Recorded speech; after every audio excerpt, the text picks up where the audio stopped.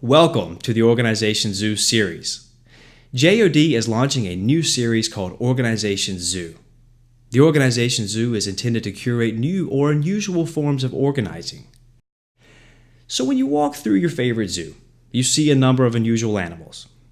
And upon return from the zoo, you've usually learned new things about these animals, from either reading the information signs or from observing the animals up close. And in a similar fashion, the Organization Zoo series aims to examine organizations that have recently appeared or which would be considered as outliers compared to, let's say, traditional organizations.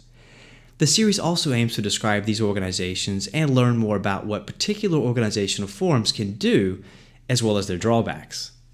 But what can we really learn from outliers? While statisticians rightly warn us about them being non-representative, we believe it's also true that thinking carefully about what makes them atypical may improve our understanding of the typical case. This is the underlying premise behind the Organization Zoo series. For example, in our first volume, we describe Valve Corporation. Now, Valve Corporation is an unusual firm. It's a rare example of a firm that appears to operate without any formal hierarchy in its organization. So what can we learn about the viability of authority hierarchies from Valve's way of organizing? Well, we wrote a brief account of Valve based on public information sources and asked several renowned organizational experts to write a short commentary on what the Valve example means for organizational theorists and practitioners. And we're very excited to present the results of their thinking in this very first quote-unquote exhibit in the Organization Zoo.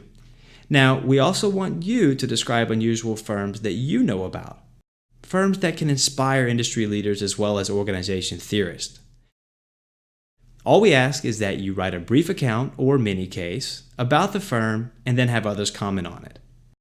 As editors of the Organization Zoo series, we're happy to discuss your ideas and help make suggestions for people that might be interesting to contact as commentators.